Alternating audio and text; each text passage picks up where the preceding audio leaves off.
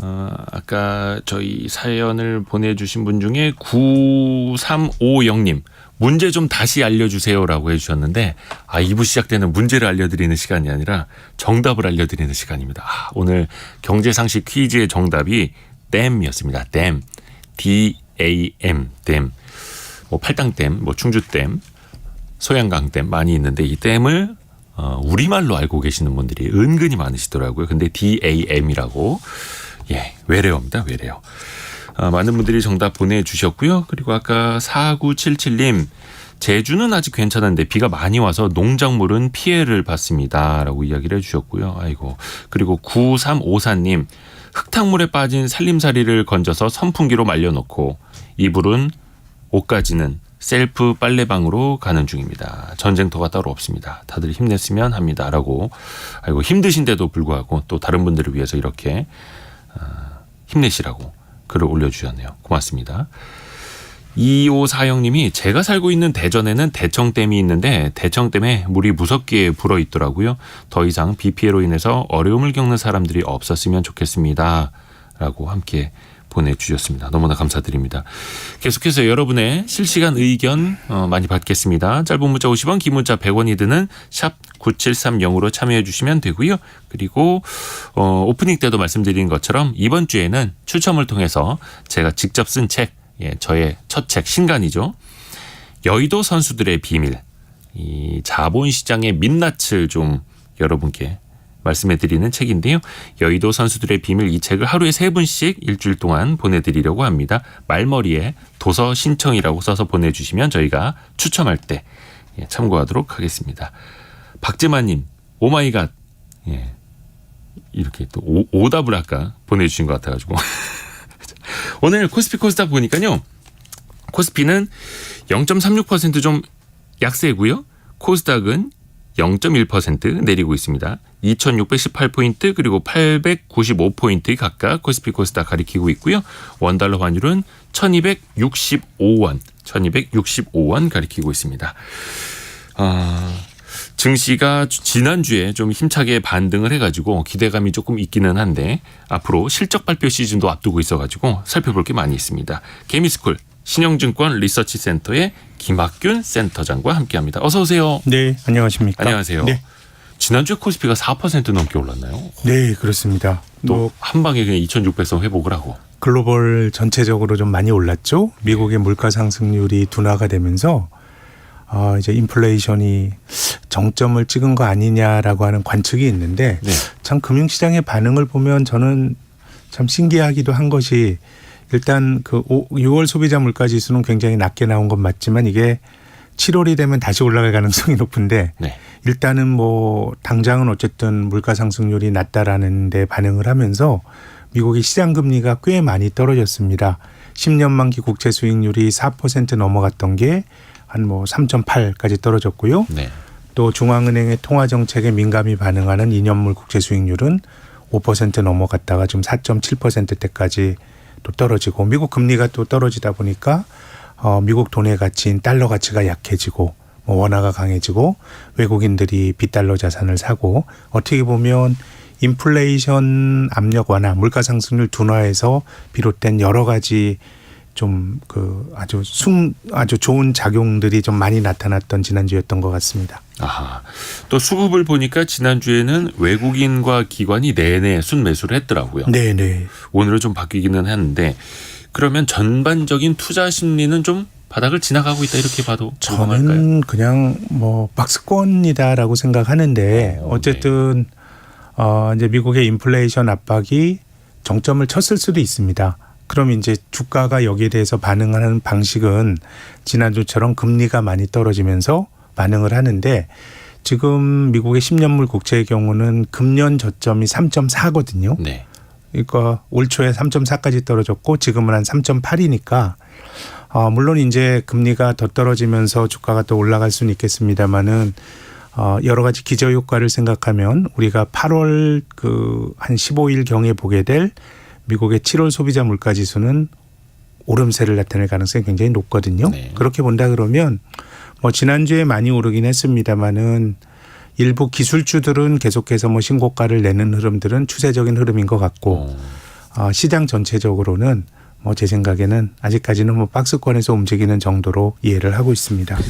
그러니까 지수보다는 그렇죠. 일부 기술주라든지 네. 지금 내달리는 쪽으로 사람들이 더 많이 집중을 하더라고요. 네. 그러니까 체감하는 것과 그러니까 실제로 막 수익이 나는 쪽은 굉장히 좀 양극화가 될 수 있는. 그러니까요. 네. 어떤 종목을 들고 있느냐에 따라서 이게 평균이 좀 의미가 없는. 예를 들어서 우리가 뭐 학교 다닐 때 평균이 80점이었다고 치면 뭐 잘하는 건 95점이고 못하는 건 65점이면 평균이 80이잖아요. 네. 근데 두 과목으로 치면 95점 성적은 아주 잘하는 거고 65점은 좀 기대에 못 미치는데 올해를 보면 주가 지수라든가 이런 평균이 주는 의미가 별로 없는 것 같습니다. 그러니까 뭐 잘 나가는 2차 전지라든가 반도체라든가 뭐 이런 주식을 산 분들은 뭐 주가 지수보다 훨씬 더 나은 성과고요. 네. 그걸 제외한 다른 섹터를 들고 계시는 분들은 뭐 주가 지수보다도 훨씬 못 미치는 그런 성과이기 때문에 뭐 주식 시장이라고 하는 게 늘 주도주가 있고 소외주가 있고 쏠림이 있는데 올해는 더더욱 그런 현상이 좀 강하게 나타나는 것 같습니다. 맞습니다. 늘 쏠림 현상이 있는 게 주식시장의 흐름, 네. 주식시장의 생리이긴 한데 특히 올해 들어서는 연초에 뭐 AI, 로봇 관련주 또 최근에는 반도체 그 중에서도 이른바 고대역폭 메모리라고 하는 HBM 관련주들 이렇게 하면서 그렇습니다. 쏠림이 대단하더라고요. 그게 보면 저는 글로벌 경제가 좀 차별화되고 있다는 것을 반영하고 있다라고 생각하는데요. 네. 지금 뭐 이번 주에도 미국의 주요 경제 지표들이 많이 나옵니다마는 미국은 뭐 여러 가지 논란은 있습니다마는 그래도 비교적 경제가 괜찮죠. 고용과 소비 이런 거 괜찮고 투자도 비교적 괜찮고요. 그런데 중국 같은 경우는 리오프닝을 했음에도 불구하고 여전히 경기가 안 좋고요. 그래서 우리가 지금 미국 중심으로 세상을 보면 야 인플레이션 압박이 꺾이는 거야? 이제 정말 꺾였나? 이렇게 보는데 중국은 이제는 정말 심각하게 디플레이션을 걱정해야 될 정도로 경기가 안 좋거든요. 네. 그러다 보니까 뭔가 글로벌하게 중국으로 상징이 되는 전통 산업. 물론 이제 중국도 여러 가지 첨단 기술이라든가 뭐 이런 종목들이 많고 그런 비즈니스가 커지고 있습니다만은 네. 그래도 글로벌 전체적으로 보면 중국은 전통 산업의 어떤 그 전통적인 경기 사이클을 상징하는 그런 쪽인데 미국은 좋고 중국은 굉장히 기대에 못 미치다 보니까 네. 뭐 주식도 저는 냉정하게 이런 현상을 반영하고 있다고 생각합니다. 미국 쪽에서는 빅테크 기업들이 올해 내내 네. 뭐 쉬지 않고 상승을 하고 있고 그동안 좀 지난해에는 많이 어려워졌던 테슬라 주가라든지 네, 이런 것도 네. 올해 거의 한 2배 올랐죠. 바닥 네, 대비. 네, 그렇습니다. 엔비디아, 알파벳, 뭐 마이크로소프트, 테슬라 이런 빅테크들이 정말 너무 많이 올라서 나스닥 같은 경우에는 그 주가 지수 편입 종목들 비중을 조절할 정도로 네. 많이 쏠려 있는데 하나하나 좀 살펴볼게요. 테슬라 같은 경우에는 이번 주에 2분기 실적이 실적 나오네요. 발표합니다. 280달러대에 있는데 네. 이제 사람들이 300 쓸라? 예. 300달러대 주가를 다시 볼 수 있는가 이렇게 또 기대를 하고 있더라고요. 뭐 400불 갔다가 지금 뭐 200불 깨졌었나요? 200불 예, 한 언저리까지 150달러 떨어졌다가 깨졌었고. 지금 한 300불이니까 네. 여전히 고점과 좀 거리가 있고 그래서 빅테크 기업들 중에서는 마이크로소프트와 애플 정도가 지금 재작년의 고점을 넘어서는 추세인 거고 나머지는 뭐 이게 낙폭 과대에 따른 반등인지 아직까지 명확지는 않습니다만은 네. 아무튼 뭐 테슬라 같이 큰 종목이 올 들어 많이 올랐죠.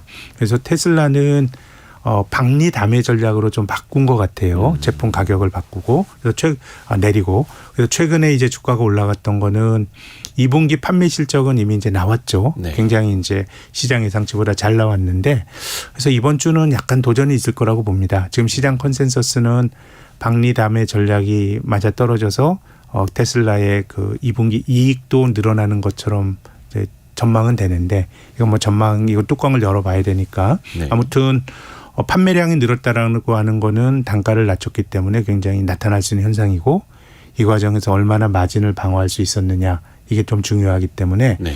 저는 테슬라 주가는 뭐 좋다 나쁘다 뭐 이런 차원의 말씀드리는 건 아니고요.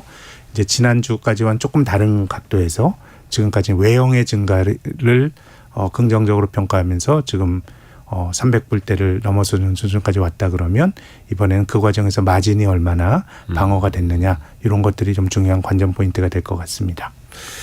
테슬라 같은 경우에는 특히 이제 자동차가 많이 전 세계에 깔려 있을수록 자율주행을 위한 네. 빅데이터들이 더 많이 모이기 때문에 그렇습니다. 카트리지 팔기 위해서 프린터 싸게 팔듯이 약간 그런 전략으로 가는 것 아닌가. 그런 평가가 그렇죠. 있죠. 그래서 이제 제가 마진의 중요성을 말씀드리긴 했는데 어떤 면에서는 좀 장기적으로는 이제 테슬라가 장기적으로 올라갈 수 있다라고 보는 쪽은 당장 마진이 망가지더라도 막 일단 판매에서 비롯이 된 선점 효과 이런 것들 때문에 긍정적으로 보는. 그래서 이제 400불 테슬라 $300대 400달러대 목표 주가를 주장하는 분들의 견해는 이제는 말씀하신 것처럼 많이 깔리는 데 따른 약간의 규모의 경제나 어떤 네트워크 효과 이런 것에 대한 기대가 좀 있는 것 같기도 합니다. 그렇죠. 그게 바로 테슬라를 좋게 보시는 분들의 핵심 포인트고 이번 주에 실적 발표되는 기업들이 많이 있는데 우선은 금융주들이 많이 있습니다. 지난주에 JP모건 네. 실적 발표가 있었는데 굉장히 실적이 잘 나왔더라고요. 네네네. 그래서 같이 금융주에 대한 뭔가 기대치도 좀 올라온 감이 없지 않아 있던데 뱅크 오브 아메리카, 모건 스탠리, 골드만삭스가 네. 곧 이제 실적 발표를 앞두고 있고 우리나라에서도 KB금융, 우리금융, 하나금융지주 같은 실적 발표들 금융주들 앞두고 있는데 좀 어떻게 내다보고 계세요? 그래도 올해는 전체적으로 금리가 연초까지 떨어졌다 올라갔기 때문에 네. 예대 마진이라든가 이런 걸 생각을 하면 금융 실적은 좋게 나올 것 같은데 근데 지난주 금요일 날 미국 시장에서 좀 독특한 모습들이 이제 보여졌는데요. 뉴욕 멜론 은행이나 아니면 스테이트 스트리트나 아니면은 노던 트러스트 이런 금융주 주가가 스테이트 스트리트는 10% 넘게 급락을 했습니다. 네. 이 회사들이 신탁 회사거든요. 그래서 대중들에게 이제 그 예금을 팔고 그래서 예대 마진을 얻는 그런 일반적인 어떤 범용 비즈니스로서의 은행은 제 생각엔 한국이나 미국이나 실적이 괜찮을 것 같고요. 네. 그런데 이제 신탁이라고 하는 거는 소수의 고객에게 돈을 받아서 특정 자산에 약간 집중 투자하는 경향이 있거든요. 네. 그런데 최근에 이제 여러 가지 대체 자산 투자나 이런 것들이 많이 갔던 게 대부분 이제 상업용 부동산 이런 쪽인데 네. 그래서 저는 그 뱅크 오브 아메리카나 모건 스탠리 이런 실적은 컨센서스도 그렇고 무난하게 나오지 않을까 기대를 갖고 있는데 전체적으로 신탁 주가가 이제 떨어졌다라고 하는 거는 조금 뭔가 우리가 어떤 금융 시스템 한쪽에서의 네. 약간의 걱정이 반영이 된 부분이 있는 것 같고 물론 이제 은행의 규모로 따지면 JP모건 시티그룹 같은 데가 신탁 회사들보다 훨씬 큽니다. 그런데 이제 금융 시스템에서의 어떤 교란은 가장 취약한 쪽에서 터져 나오면서 이게 번져가는 게 어떻게 보면 이제 금융 시스템이 약간 어려워지는 하나의 어떤 단초가 되거든요. 네. 3월 달에는 이제 미국의 지방은행들이 그렇죠. 문제가 생기다가 어쨌든 잘 봉합을 하고 온 것 같고 근데 지난주 금요일 날에 미국의 신탁은행들 주가가 많이 떨어졌기 때문에 네. 이거는 한번 좀 이게 상징하는 바가 뭔지 이런 것들은 우리가 좀 관찰을 해볼 필요가 있을 것 같습니다. 그러니까요. 불과 몇 달 전까지만 하더라도 미국의 지방은행들 네. 어떤 특별한 테마를 가지고 영업하던 소형 은행들이 망한다 줄줄이 망한다. 유럽에서도 그런 일이 있었고 그랬는데 또 최근에 나오는 미국의 대형 은행들은 실적이 잘 나오고 있고 네. 이건 어떻게 설명을 해야 될까요? 완전히 제 생각에는 이제 그 금융 시스템의 안정도란 관점에서 보면 네. 이제 실적보다는 실은 은행들이 많이 안 흔들리는 게 중요하거든요. 네. 금융위기, 신용위기라고 하는 거는 요약해서 말씀드리면 대형 은행의 위기입니다. 네. 은행이 돈과 돈을 돌게 만드는 일종의 매개체 역할을 하는데 은행이 힘들어지게 되면 돈이 안 돌고 자금을 환수하고 하면서 신용경색이 생기게 되는 거거든요. 근데 2008년 글로벌 금융위기 이후에 큰 은행들은 규제를 좀 많이 받은 것 같습니다. 네. 물론 그 CS죠. 스위스 이 대형 은행도 문제가 생기긴 했지만 기본적으로 한국이나 미국이나 대형 은행들은 큰 문제는 없는데 아마 이번에 금융에서 뭔가 문제가 생긴다 그러면 거기서 좀 규제의 대상이 아니었던 예를 들어서 우리나라만 하더라도 부동산 PF 같은 게 한 10여 년 전에는 은행의 비즈니스였거든요. 네. 은행이 그쪽에서 굉장히 크게 비즈니스를 했는데 뭔가 이제 위험 사업에 대한 규제를 받고 은행이 손을 떼니까 저축은행 이런 게 들어간 거거든요. 그렇죠. 그렇기 때문에 이것이 미국이나 한국이나 뭐 작은 금융기관의 위기가 뭐 시스템 리스크로 뭐 갈 거다 이런 말씀 드리는 건 아니고 그건 알 수는 없죠. 네. 다만 이제 모든 신용 위기는 가장 취약한 곳에서 터져서 번져가는 어떤 그 명확한 특성이 있기 때문에 제 생각에는 대형 은행들보다는 좀 작은 금융기관들 이런 것들 눈여겨봐야 되는데 2, 3월 달에 미국의 지방은행이 이슈가 됐다 그러면 지금은 미국의 신탁은행들 한번 도대체 어떤 자산을 가지고 있고 주가가 하루에 미국 시장이 괜찮았는데 10% 밀리고 했던 거는 뭘 뜻하는지 이런 것들은 뭐 아직 밝혀진 바는 없는데 우리가 한번 관심 있게 살펴볼 포인트인 것 같습니다. 네. 그리고 1300님이 컨센서스라는 말이 나오던데 뭔가요라고 보내주셨는데 네. 이거는 이제 우리 시장의 평균. 네, 그렇습니다. 많은 전문가들의 예측치가 다 다르기 때문에 그것의 평균을 내서 시장의 예측보다 실적이 더 잘 나왔구나 아니면 예측치보다 못했구나라는 걸 우리가 평가하기 위해서 평균값이라는 걸 씁니다. 그걸 우리가 그냥 영어로 이쪽에서는 계속 그냥 컨센서스라고 너무 쉽게 쓰고 있는데 계속해서 좀 풀어서 말씀을 해드려야 될 것 같습니다. 그리고 지난주에 물가지표 나왔는데 미국의 6월 소비자 물가지수 상승률 3.0%가 네. 나왔죠. 굉장히 시장이 놀랄 정도로 안정적으로 나온 거고 이제 물가는 증시에 좀 변수가 더 이상 안 될지 어떻게 보세요? 저는 다음 물가는 올라갈 거라고 봅니다. 그러니까 다음에 이제 7월에 8월에 보게 될 네. 7월 소비자 물가지는 올라갈 가능성이 굉장히 크다고 보는 게 물가가 작년 6월부터 고점을 쳤거든요. 미국의 소비자 물가 지수가 9.1% 전년 동월비 오른 게 작년 6월이었습니다. 우리가 네. 작년 7월에 봤던 물가가 9.1에서부터 이제 지난주에 3%까지 떨어진 거고요.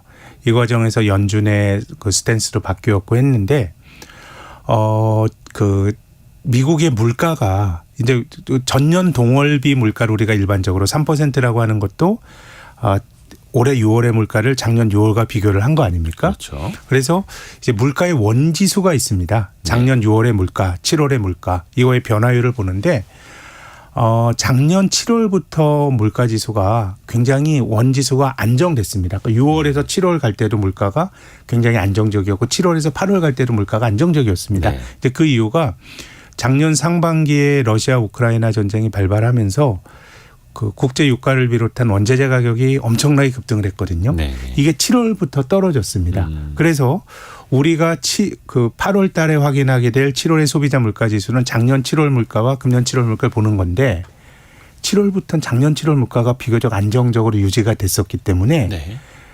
작년에 일종의 그 비교의 대상이 되는 물가가 낮았던 겁니다. 8월도 낮고. 네. 그렇게 되면 제 생각에는 8월, 9월에는 소비자 물가 지수 상승률이 작년 6월부터 금년 6월까지는 떨어졌는데 올라가는 모습일 것 같고요. 네. 그리고 이제 물가가 지금 평균적으로 최근 한 3년 보면 전월비 물가가 0.28에서 0.32%포인트 오릅니다. 네. 전월과 대비한 거. 지금 3%는 전년 동월과 비교한 건데 만약에 이제 물가가 0.25%포인트 매월 전월비 오른다 그러면 핵심 소비자 물가 지수도 10월부터는 오름세를 탈 가능성이 높거든요. 그래서 제 생각에는 지금 주식시장의 반등이 인플레이션 이제 끝이야. 그건 금리는 이제 떨어지는 거야 라고 말하는 것에 대해서 굉장히 조심스러운 것은 우리가 물가 상승률이 다시 오름세로 반전이 됐을 때 시장이 이런 반응을 보일 거냐라 그러면 제 생각에는 우리가 지난주와 같은 반응은 좀 아니지 않을까라는 생각입니다. 근데 좀 이제 이런 것들이 사실은 그 8월에 보게 될 7월 소비자 물가 지수가 그 지난주에 봤던 것보다 오름세를 탈 거라고 하는 것은 굉장히 뭐 비밀스러운 관측이 아니라 그냥 뭐 계산해 보면 나오는 거거든요. 근데 이상하게 금융시장이라고 하는 게 약간은 좀 단기적인 반응이 오르더라도 일단은 물가 상승률이 둔화가 되면 이건 일단 긍정적으로 반응하자라고 했던 게 지난주의 반응이거든요. 네. 그러면 다음 달에 물가가 올라갔을 때는 반대의 모습이 그것이 예상했던 결과더라도 제 생각에는 인플레이션이 좀 만만치 않구나라고 뭐 생각할 여지는 있기 때문에 조금 저는 인플레이션에 대해서는 좀 경계를 해야 된다라고 보는 쪽입니다. 그러니까 6월의 소비자 물가 지수 상승률까지는 나올 때마다 와 많이 낮아졌네. 네. 와 진정됐네 했지만 앞으로는 그런 서프라이즈의 강도는 좀 둔화되고 오히려 물가지수 자체가 조금 이제 오름세를 나타내는 걸로 좀 반전될 가능성이 있다고 봅니다. 아하. 그래도 우리 시장에서 보면은 최근에 공매도가 좀 많이 늘고 있다고 합니다. 네. 그렇죠. 7월 들어서 한 절반 정도 지나기는 했습니다만은 하루 평균 공매도 거래 대금이 한 달 전보다 25% 넘게 늘었다고 합니다. 네. 이거는 어떤 의미일까요? 일단 뭐 주가지수 자체가 많이 올라서 그렇게 된 측면도 있는 것 같고 네. 잘 나가는 섹터에 대해서는 이것이 뭐 아무리 성장성이 있다고 하더라도 네. 좀 굉장히 주가가 많이 오르고 쏠림이 있다 보니까 제 생각에는 공매도 포지션을 뭐 한국의 몇몇 기관 투자가들은 올해 상반기에 2차 전지에 대해서 공매도 포지션을 잡았다가 굉장히 어려움을 겪은 데도 있다고 들었는데요. 네. 뭐 그럼에도 불구하고 뭐 주가가 많이 올라가게 되면 공매도에 대한 니즈는 생기는 것이고요. 이제 욕구가 생기는 거고 또 한편으로는 중국이라든가 이런 게 너무 안 좋다 보니까 네. 오히려 바닥에 있는 것들에 대해서도 지금 공매도 금액이 늘어나는 것 같아요. 예. 많이 떨어졌던. 예. 그렇기 때문에 지금은 뭐 올라갔을 때 생기는 공매도 또 떨어졌을 때 올라가는 것에 대한 이게 뭐 좋기는 좋지만 너무 과한 게 아니라라는 생각을 할 수가 있고 또 아래쪽에 나쁜 섹터에 대해서는 주가가 많이 떨어졌지만 또 나쁜 것에 대한 또 확신이 있을 것 같고 그래서 지금은 통상 주가가 올라가면 공매도가 늘어나는 게 일반적인 현상인데 주가 퍼포먼스가 주가 성과가 부진한 업종에 대해서도 최근에 공매도가 늘어나니까 뭐 두 가지가 좀 섞여 있는 것 같습니다. 아하. 지금 좀 앞에서도 말씀드렸습니다.마는 올해 들어서 계속 섹터별로 테마별로 좀 쏠림 현상이 있었고 네. 물가는 그래도 좀 안정이 되는 흐름으로는 가고 있고 근데 또 지수 자체만 놓고 보면은 뭐 공매도도 이야기를 했습니다만 한켠에선 또 부담스러운 면도 느끼고 있고 이럴 때 많은 투자자분들이 헷갈려합니다. 그러면 실제로 주식 직접 투자자라는 전제 하에 포트폴리오 구성이나 비중을 좀 어떻게 조절하면 좋을지도 조언을 좀 부탁드려봅니다. 참 이게 제일 어려운 거예요, 사실은. 어려운 거긴 한데 그냥 네. 일반론으로 말씀을 드리면 네. 일단은 뭐 잘 나가는 섹터를 잡아서 초과 수익을 노리는 것은 뭐 모든 투자자들이 꿈꾸는 바니까 그렇죠. 뭐 그거는 뭐 어떤 섹터가 됐건 노력을 하면 되는데 주가 지수가 평균으로서 의미를 좀 많이 가지지 못한다는 말씀은 드렸지만 네. 그래도 종합적인 성적표는 주가 지수인데 지금 우리 주가 지수가 한 2,600포인트 정도 하고 있죠. 네. 근데 10년 전에 한 2,000이었고요. 2,000포인트 처음 간 것도 2007년입니다. 네. 네. 그래서 저는 뭐 다른 것들 뭐 여러 가지 뭐 성장에 대한 기대가 투영이 된 것들 이런 것들 뭐 사시는 것도 좋은 선택이라고 보는데 기본적으로는 그 종합주가 지수가 연평균 한 2% 정도 이렇게밖에 못 올랐습니다. 네. 뭐 미래는 모르지만 그렇게 본다 그러면 저는 일정 정도는 배당을 깔고 가는 게 뭐 아마 3% 이상 배당을 주는 종목들이 꽤 되거든요. 네. 그래서 배당을 좀 깔고 가는 것들이 좀 어떨까라는 포트폴리오 일부는 좀 배당을 깔고 가는 것이 장기적으로는 그 수익률을 높이는 데 기여를 하지 않을까라는 조언을 드리고 싶습니다. 안정적인 배당주도 깔고 가야 된다라는 말씀. 근데 그거는 당연히 평균적인 지수 상승률보다는 더 높았던 그렇죠. 것들 위주로. 네네. 아까도 환율을 보여드렸습니다마는 1260원대 최근에 이어지고 있죠. 그리고 네. 달러 인덱스 그러니까 해외 통화들이랑 비교한 달러 인덱스가 뭐 한 114까지 갔던 게 이제는 99대까지 확 내려와 있어요. 그만큼 달러가 최근에 많이 약세를 보이고 있으니까 또 반대로 원화는 강세를 보이고 있는 건데 그 배경부터 일단 한번 짚어볼까요? 네, 저는 뭐 미국의 물가 지수와 관련된 그 정점을 인플레이션의 정점을 치지 않았을까란 기대가 네. 거의 뭐 전적으로 미국 시장 금리가 떨어지고 이거는 이제 미국 연준이 7월에 금리를 한 번 정도 올릴 거다라고 하는 게 다수의 예상치지만은 네. 뭐 그렇게 공격적으로 올리진 않지 않겠는가라는 기대가 투영이 되는 것 같고요. 그래서 환율을 보면 우리가 이제 미국보다 금리가 낮은 상황이라 그러면 굉장히 불편하거든요. 네. 우리나라 금리가 미국보다 낮다. 기축통화국인 미국보다 낮다는 건 불편하긴 한데 저는 그 환율을 결정하는 거는 예를 들어서 미국이 금리를 막 올릴 때 한국은행이 금리를 그 속도로 따라 올린다고 하더라도 원화가 강해지진 않는 것 같아요.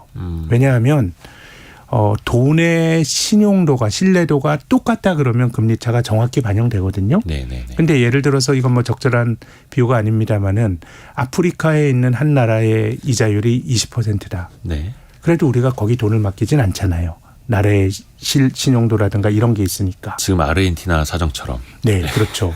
그렇기 때문에 이제 우리를 너무 비하할 필요는 없는 것이 달러라고 하는 건 달러 제외하고는 전부 비기축 통화니까 네. 미국 금리 그 자체가 중요한 것 같습니다. 예. 하느니 금리를 따라 올리냐 이런 것보다는 미국이 금리를 올린다라고 생각하면 달러 가치가 강해지는 건데 그래서 지금은 지난주에 봤던 미국의 소비자 물가지수 상승률이 둔화가 되고 긴축 기조가 완화될 거란 기대가 미국이죠. 그게 최근에 미국 금리가 많이 안 올라갈 거면 미국 돈인 달러 가치가 약해지는 게 맞다라고 하는 게 외환시장에 투영이 되고 있는 것 같고요. 뭐 그런 관점에서 말씀드리면 이제 우리가 한 달 후쯤에 발표가 될 미국의 소비자 물가지수에 대해서 말씀을 많이 드렸는데 네. 그때 물가지수가 다시 높아지고 시장 금리가 올라간다 그러면 달러가 다시 또 재차 강해질 가능성은 있는 것 같고요. 그래서 참 금융시장을 보면서 시장이라고 하는 게 여러 가지 뉴스에 대해서 선행적으로 반응하는 것도 맞지만은 이상하게 확실히 뉴스 효과는 있는 것 같습니다. 6월에 소비자 물가 지수가 많이 떨어질 거라는 거 알았고 네. 7월부터는 또 올라갈 가능성이 높다는 걸 알고 있지만 네. 일단 물가 지수가 떨어지게 되면 뭐 금리나 외환이 반응을 하는데 그런 뉴스 효과의 관점에서 생각을 해보면 작년 6월부터 금년 6월까지 떨어지던 물가가 7월에 반등을 하는 걸 다음 달에 보게 된다 그러면 제 생각에는 우리가 지난주에 봤던 것과 반대의 모습이 저는 나타날 수도 있다고 봅니다. 그러니까 최근까지의 흐름과는 좀 달라질 수도 있다. 네, 네. 그러니까 여기에서 쭉 원화 강세, 원달러 환율의 하락으로 쭉 이어지기보다는. 네, 네. 근데 그 원화가 강세를 보일 때 일반적으로 과거에는 외국인 투자자가 순매수를 하는 흐름이 좀 나타나지 않았습니까? 네, 네. 그거랑 좀 빗대서 봤을 때 외국인 입장에서 어떤 수급적인 요인, 한국 증시에 대한 매력도는 좀 어떻게 보일까요? 거의 근데 그 외국인 매매와 외국인 순매수와 원화 가치는 거의 동행 지표인 것 같습니다. 뭐가 선행성을 가진다기보다는 어떤 미국 자산에 대한 여러 가지 이제 투자자들의 시각이 바뀌면서 네. 그것이 이제 뭐 달러가 약해지고 비달러 자산이 강해질 거야라는 기대가 있다 그러면 원화로 강해지고 외국인 주식도 동시에 순매수가 나타나는 동시 신호인 것 같은데 뭐 크게 보면 한국 코스피와 원달러 환율 그려보면 원달러 환율이 떨어질 때 원화가 강해질 때 또 주가가 올라가는 게 또 일반적인 모습이었습니다. 원화가 강해진다라고 하는 것은 외국인이 포트폴리오 투자를 통해서 한국의 주식과 채권을 사는 것도 원화 강세하는 원인이고요. 또 수출이 잘 돼서 무역 수지나 경상 수지가 또 흑자를 볼 때 또 원화가 강해지는 거거든요. 그래서 일반적으로 이제 그 수출 관련한 기업들이 고환율에서 유리하다라고 하는 거는 어떤 이유로 환율이 높아지면 그 과정에서 수출 관련주 주가가 올라가지는 못하는 것 같아요. 뭐 원화가 약해질 만한 뭐 미국이 금리를 많이 올릴 거란 기대가 있다라든가 아니면 한국 경제에 어떤 문제가 생길 거라든가. 네. 근데 원화가 고점을 치고 떨어질 때 이럴 때는 수출 관련 기업들이 수혜를 보곤 하는데 근데 지금은 또 과거와 조금은 다른 거는 외환위기 직후에 원달러 환율이 2,000원 갔을 때 2008년 글로벌 금융위기 때 원달러 환율이 1,600원 갔을 때는 네. 반도체와 자동차 주식이 굉장히 좋았거든요. 네네네. 근데 그때는 원화만 유독 약했는데 지금은 엔 같은 게 더 약하잖아요. 그러니까 지금은 달러에 대해서 그 전방위적으로 엔과 유로가 약했던 게 외환위기 직후나 2008년에 우리가 경험해보지 못했던 거기 때문에 네. 수출 관련주들이 어떤 환율의 상대 효과 때문에 강해지는 효과는 제한적일 것 같고 이것이 글로벌 거시경제 환경을 미국 긴축 기조 완화에 대한 어떤 기대가 투영이 된 거기 때문에 꼭 수출이라기보다는 전체적으로 비달러화 자산들이 전체적으로 좀 수혜를 보고 있는 지난주에 그런 모습이 나타났다고 봅니다. 아하.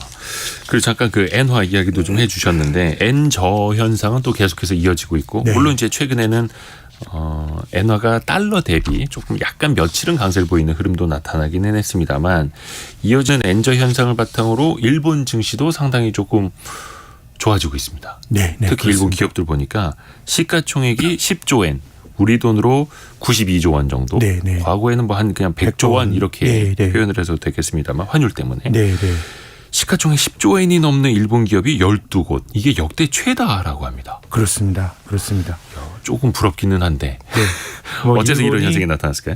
뭔가 좀 이제 판이 바뀔 수 있다는 기대가 있는 것 같습니다. 일본이 잃어버린 20년 동안에 잃어버린 30년이죠. 네. 80년대 후반 버블이 붕괴된 이후로 어려움을 겪다가 굉장히 이제 정체된 그런 사회였죠. 변화도 별로 없고 근데 이제 글로벌 밸류 체인이 재편되는 과정에서 뭔가 좀 판이 바뀌는 과정에서 특히 이제 일본이 미국과 미로를 하면서 뭔가 이제 그 TSMC도 그렇습니다만은 일본의 반도체 공장이 들어서고 하면서 네. 판이 바뀔 것 같다라고 하는 기대가 하나가 있는 것 같고 또 두 번째는 뭐 일본 기업들의 주조 환원이 굉장히 많이 늘어났습니다. 배당도 많이 주고 뭐 이제 주조 환원이 늘어났기 때문에 이 주주 환원이 늘어난 효과도 조금 보고 있는 것 같고 그래서 일본은 글쎄요 뭐 아무튼 주주 환원이 늘어나고 있다는 게 제 생각에는 밸류 체인의 판이 바뀌는 것보다 네. 더 본질적인 변화가 아닌가 생각을 하는 것이 이 주주 환원은 예전에 벌어놓은 게 많은 기업들이 주주 환원하는 거거든요. 네. 예를 들어서 뭐 아주 빠르게 성장하는 기업은 배당 같은 거 안 줘도 됩니다. 왜 주주 환원을 합니까? 재투자해 가지고 장기적으로 파이를 키우는 게 이제 그 장기적인 주주 가치에 기여하는 거고요. 빠르게 성장할 수만 있다면. 네. 근데 일본은 뭐 앞으로 어떻게 될지 모르겠지만 과거에 벌어놓은 게 많은 나라거든요. 네. 그래서 PBR 같은 그 기업이 가지고 있는 주가 순 자산 비율이죠. 기업이 가지고 있는 자기 자본과 시가총액을 비교한 PBR 보면 한국이 전 세계에서 제일 낮고요. 그 다음으로 일본이 낮습니다. 그러니까 벌어놓은 게 많다는 얘기거든요. 그래서 저는 일본이 주주 환원의 물꼬를 최근 몇 년 동안 좀 튼 거 아닌가 그렇게 본다 그러면 주식시장의 안정성은 굉장히 높아지지 않겠는가. 네. 먼 미래에 어떻게 될지 뭐 판이 바뀌고 있지만 이건 불확실한 영역이라 치고요. 과거에 벌어놓은 거를 주주들에게 돌려주면서 주가가 올라가는 모습이라 그러면 뭐 조정 없이 오르기는 힘들겠지만은 네.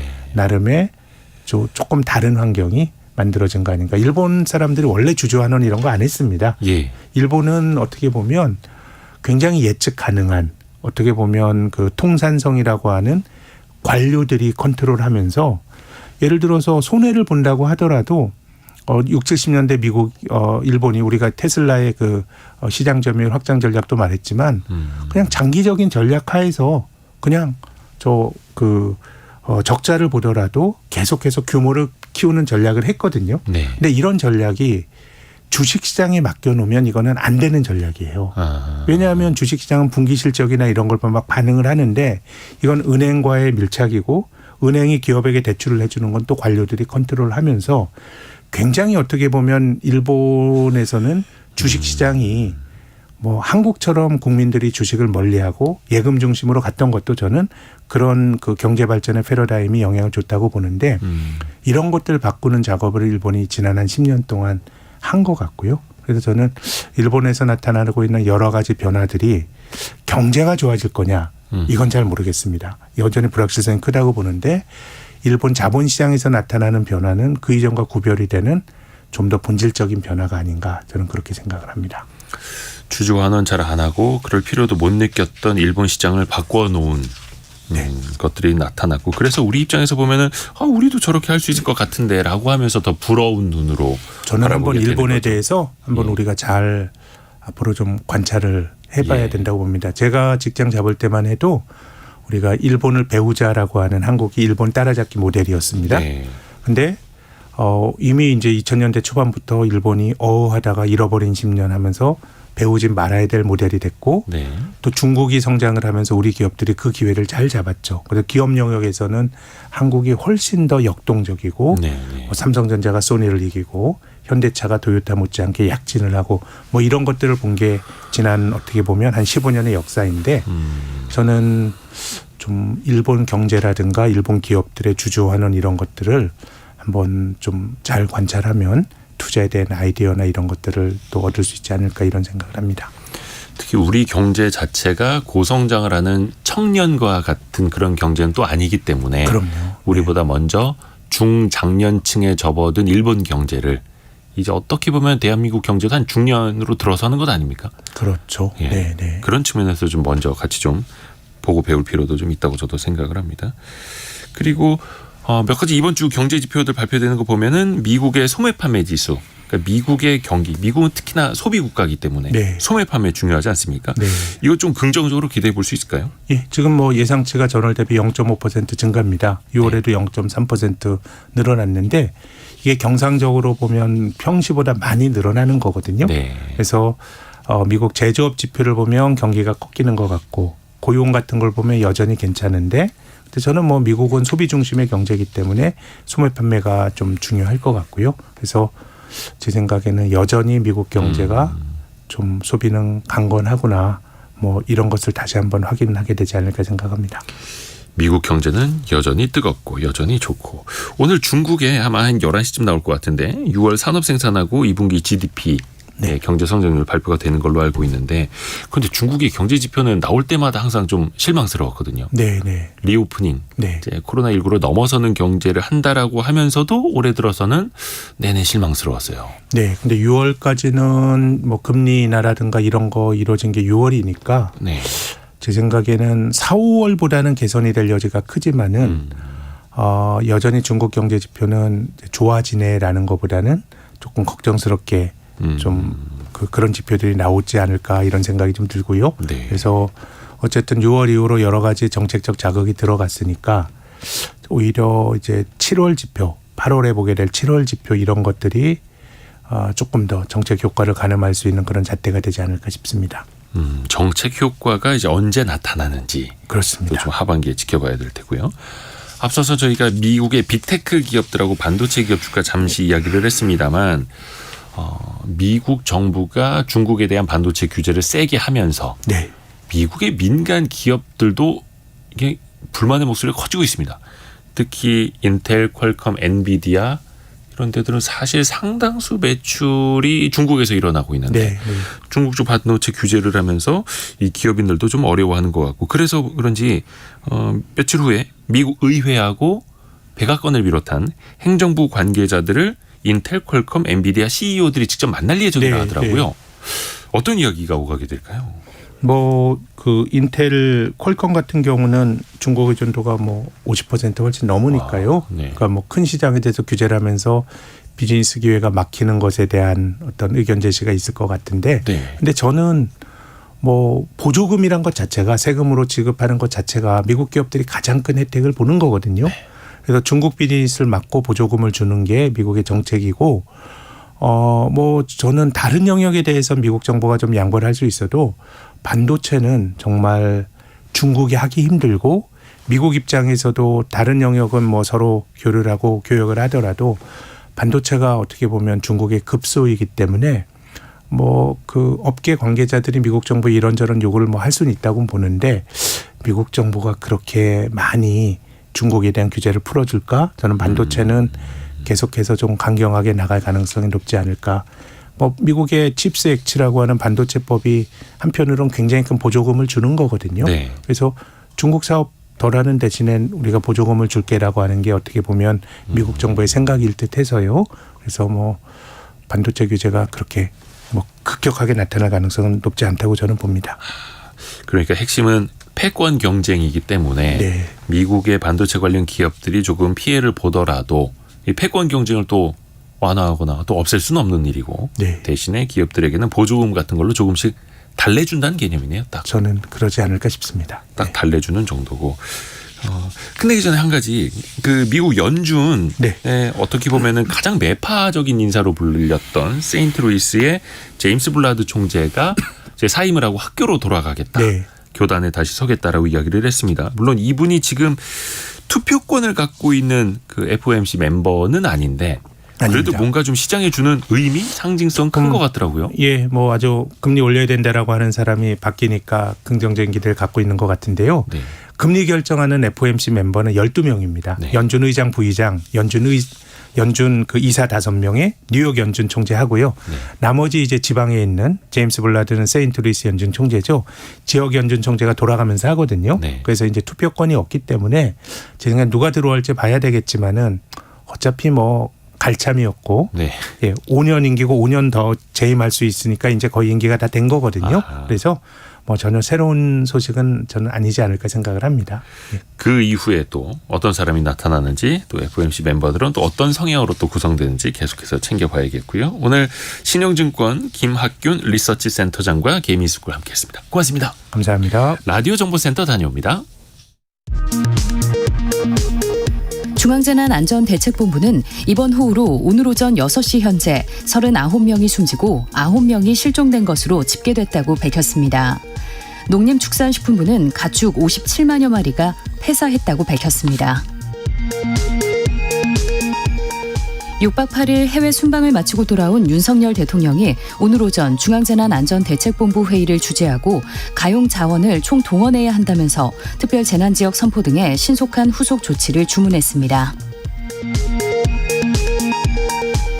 더불어민주당 박광온 원내대표는 재난 상황에서 대통령 해외 순방 일정이 연장된 것과 관련된 지적에 대해 대통령실 관계자는 대통령이 당장 서울로 뛰어가도 상황을 바꿀 순 없다고 말한 것으로 전해졌다며 국회에서 발언 경위를 확인하고 책임을 묻겠다고 밝혔습니다. 아사히 신문이 일본 유권자 939명을 대상으로 전화 여론조사를 실시한 결과 후쿠시마 제1원전 오염수의 해양 방류에 찬성은 51%, 반대는 40%로 나타났습니다. 남성 65%가 찬성한 반면 여성은 37%가 찬성하는 데 그쳤습니다. 지금까지 라디오 정보센터 조진주였습니다. 청취자 여러분의 질문을 하나하나 모아서 답변해드리는 시간이죠. 애프터 서비스. 오늘은 곽지현 리포터입니다. 어서 오세요. 네, 안녕하세요. 첫 번째 질문은요. 네, 지난주 원탁의 기자들 시간에서 전해드렸던 실업급여. 예, 청취자분들 관심 있게 들으시고요. 문자 많이 보내주셨습니다. 이 중에 청취자 이승교님. 실업급여는 정년퇴직자 또 자진 퇴사자도 동일하게 적용받을 수가 있나요? 라고 보내셨습니다. 우선은 자발적으로 자진해서 퇴사하신 분은 실업급여의 대상자가 되질 못하죠. 네. 그래서 그냥 자발적으로 회사 그만두면서 인사팀에 나 그냥 권고사직으로 해주면 안 돼요? 라고 부탁을 하는 경우들이 있죠. 네. 근데 또 회사에서 좋은 게 좋은 거라고 그동안 같이 일한 정이 있는데 그냥 권고사직으로 써주는 경우 있는데 이게 어떻게 보면 부정한 거죠. 그렇겠죠. 그래서 이 부분에 대해서는 좀 제도 개선이 필요해 보이고요. 네. 정년 퇴직하신 분들 중에서도 실업급여를 받으실 수가 있습니다. 네. 물론 정년 퇴직하신 분들 중에서 나 그냥 퇴직하고 쉴래 이런 분들에게 실업급여가 가는 게 아니라 정년 퇴직했지만 계속해서 일자리를 찾을래 라고 하시는 구직 활동이 증빙이 되는 분들에게 실업급여가 주어질 수 있다라는 겁니다. 퇴직 전 18개월간 유급 근로일수가 통산해서 180 이상 돼야 하는데 뭐 당연히 정년퇴직 하시는 분들은 그 기준 넘어서시겠죠. 그러겠죠. 참고로 알아두시면 좋을 것 같습니다. 네. 자, 이어서 6758번님은 고용보험료를 얼마를 내고 또 실업급여를 얼마나 받아가나요? 궁금합니다 하셨네요. 네. 고용보험료는 여러분도 내고 계시고 회사도 내고 있습니다. 아마 그 명세서라고 하는 급여 명세서 예. 때 보면은 뭐 이것저것 많이 떼가지 않습니까? 네. 그 중에 고용보험도 있습니다. 그러니까 여러분이 고용보험을 열심히 내셨기 때문에 실업급여도 받을 수 있는 권리가 있는 건데요. 그렇죠. 고용보험 요율이 0.9% 정도가 됩니다. 네. 그러니까 예를 들어서 급여가 100만 원이다. 그러면 9천 원 정도, 200만 원이다. 18,000원 정도를 0.9% 정도를 고용보험료로 여러분이 근로자가 내고 있다라는 뜻이고요. 네. 사업자가 납부하는 돈은 사업장 규모마다 조금씩 달라지는데 0.9%에 뭐 한 150인 미만이면은 0.25%가 가산이 되고요. 네. 만약에 150인 이상 1000명 미만인 기업일 경우에는 0.65%가 가산이 됩니다. 네. 이렇게 해서 사업장이 클수록 그 사업자가 부담하는 금액도 커진다. 이렇게 보시면 되겠습니다. 네. 이때 이 고용보험료나 뭐 실업급여 같은 경우에는요. 그러니까 일용 근로자인지 또 상시 근로자인지 프리랜서인지 이게 정말 기준이 다 달라요. 그렇기 때문에 그 6758번님은요. 혹시 뭐 자세한 뭐 사항 궁금하시면은 고용노동부 상담센터에 네. 전화하셔가지고 좀 상담 구체적으로 받아보셨으면 좋겠어요. 이 고용노동부 상담센터 번호는요. 1350-1350번입니다. 아유, 좋은 정보 감사합니다. 저도 사업자인데 네. 고용보험이 신기하게 자동이체로 빼나가더라고요. 아, 예. 계산을 안 해도 자동이체로 빼나간다라는 거. 네. 네, 자동이체. 예. 자, 다음 이어서 남하은님. 예, 부모가 가족 경영하고 폐업했습니다. 이때 자녀는 실업급여 적용되나요? 이게 조금 케이스마다 달라질 수 있는데 일단 사업주 직계 가족, 그러니까 부모님이 운영하시는 곳에서 벌이를 하거나 아니면 배우자가 운영하는 곳에서 벌이를 하게 되면은 고용보험 가입 자체가 불가능하다고 하네요. 네, 그래서 고용보험에 가입하지 못하니까 실업급여도 받을 수가 없는 거죠. 그런데 이게 저도 약간 좀 헷갈리는 게 네. 동거하지 않는 친족의 경우에는 근로자 판단 기준에 따라서 실업급여를 받을 수도 있다라고 합니다. 그러니까 이 사촌이냐, 팔촌이냐, 뭐 삼촌의 회사에서 일하는 조카일 수도 있지 않습니까? 네. 그럴 경우에는 근로자로 판단을 받아서 고용보험을 내고 실업급여도 받을 수 있다라는 겁니다. 이것도 아까 말씀해 주신 자세한 그 전화를 통해서 상담을 좀 받아보시면 더 좋을 것 같습니다. 알겠습니다. 자, 0321번님은 매달 보험금을 내고 챙기는 의료 실비는 왜 모럴 해저드 도덕적 해이라고 할까요? 우리가 도덕적 해이, 이거 영어로 모럴 해저드 이렇게 쓰는데 네, 자, 실비보험 많이들 가입하고 계시죠? 그렇죠. 전 국민이 거의 90%인가요? 가입을 하고 있다고 하니까요. 그런데 내가 한 달에 실손보험을 3만 원을 냅니다. 그러면 여러분은 한 1, 2만 원만 쓸까요? 아니면 그 이상으로 병원에 가서 이 혜택을 받으려고 할까요? 당연히 그 이상이 되는 거죠.